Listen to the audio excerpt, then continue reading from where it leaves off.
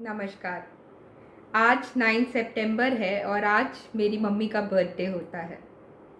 मेरी आज की कविता मेरी मम्मी को डेडिकेटेड है।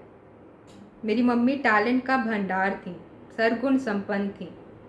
कभी लगा ही नहीं कि ऐसा कोई काम है जो वो नहीं कर सकती। मेरी इस कविता से मैं उनके सारे टैलेंट्स में से एक टैलेंट को हाईलाइट करना चाहती हूँ। मेरी इस कविता का शीर्षक है मेरी माँ के हाथ का खाना। थी छोटी जब बहुत और भूख से मैं रोती थी। आप दूध की बोतल मुझे देती और मैं उसको पीकर सोती थी। जाने कैसे आपकी ममता का स्वाद उस बाजार के दूध में भी आ जाता था। नादान थी फिर भी आपकी ममता का स्वाद मुझे उस दूध में आता था।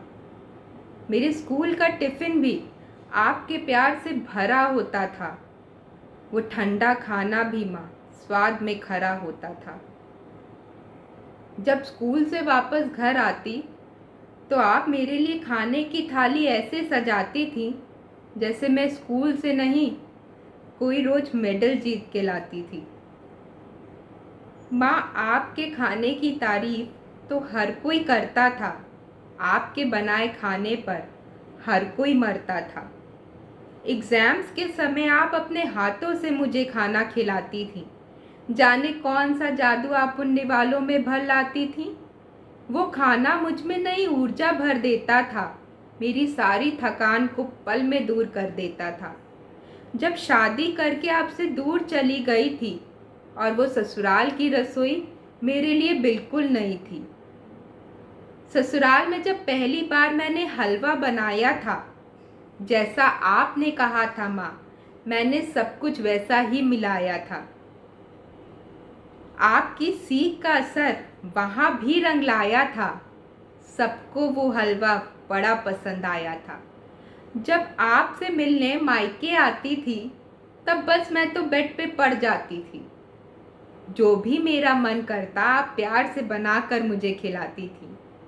आपकी ममता और आपका प्यार आपके खाने से आपके दामाद को भी मिल जाता था। माँ आपके हाथ का स्वादिष्ट खाना उन्हें भी उनकी मृत माँ की याद दिलाता था।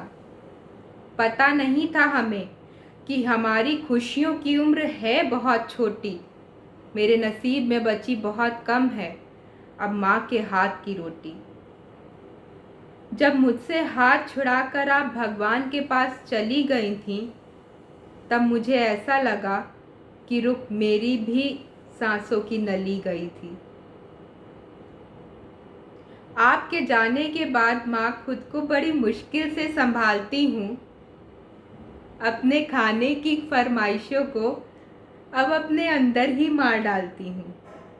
आपके खाने के लिए तो मैं दर दर भटकती हूँ।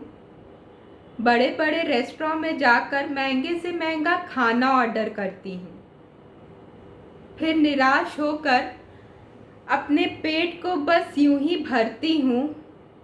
माँ आपके खाने के लिए मैं पल पल तरसती हूँ।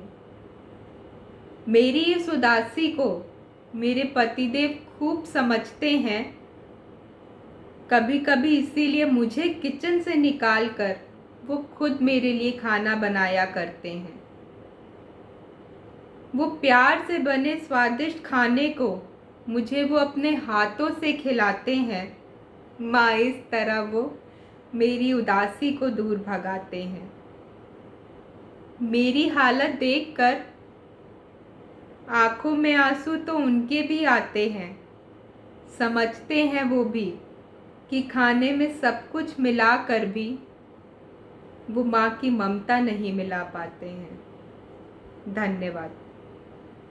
इसीलिए किसी ने बहुत सच कहा है कि माँ के हाथ के खाने को नकारना नहीं चाहिए, क्योंकि ऐसे बहुत लोग हैं जिनके पास वो खाना नहीं होता